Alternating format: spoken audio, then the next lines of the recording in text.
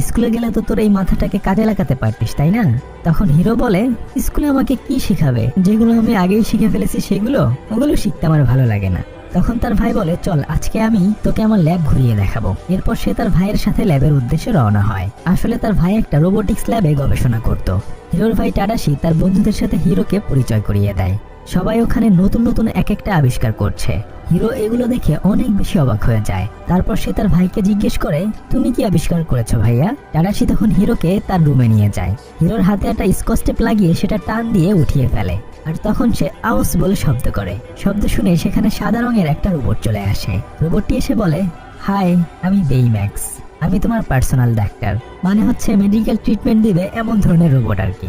রোবটটি বলে, তুমি যখন ব্যথা পেয়ে আউস শব্দ বলেছিলে সেটা শুনে আমি তোমাকে সাহায্য করতে এসেছি। এরপর রোবটটি হিরোর সারা শরীর স্ক্যান করে তার হাতে ব্যথা কমে যাওয়ার স্প্রে করে দেয়। তখন হিরো তার ভাইকে বলে, বাহ, জিনিসটা তো আসলেই সুন্দর। তার ভাই তখন বলে, হ্যাঁ, এই রোবটকে দিয়ে ভবিষ্যতে অনেক কাজ করানো যাবে। শুধুমাত্র একটা মাইক্রোচিপের মাধ্যমে এই রোবটকে পরিচালনা করা যায়। ঠিক তখনই ওখানে প্রফেসর রবার্ট ক্যালাগান চলে আসে। উনি আসলে এখানে সবচেয়ে বড় প্রফেসর। সে হিরোর হাত থেকে ছোট্ট মেগাবটটি নিয়ে বলে, বাহ, তুমি তো অনেক সুন্দর জিনিস বানিয়েছো।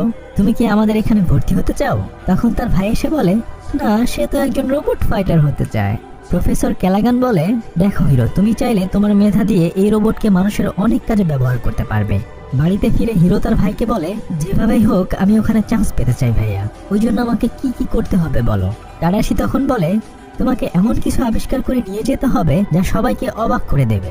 এরপর সে রীতিমতো গবেষণা শুরু করে দেয়, কিন্তু প্রতিবারই সে অনেক ব্যর্থ হয়। সে বলতে থাকে, ধুর, আমার মাথায় গোবর ছাড়া আর কিচ্ছু নেই। তখন তার ভাই তাকে বলে, 14 বছর বয়সেই তোর মাথায় গোবরে ভরে গেল?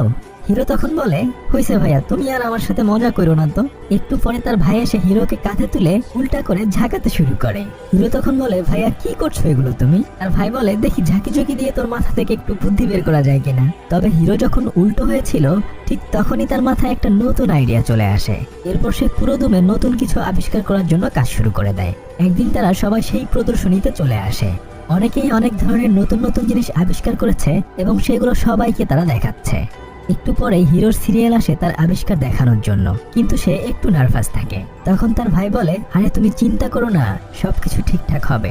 এরপর হিরো আস্তে আস্তে স্টেজে যায়।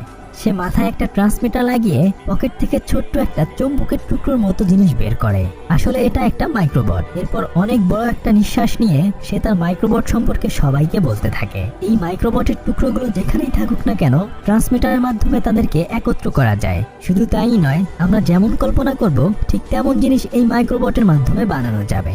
হিরোর এই আবিষ্কার দেখে সবাই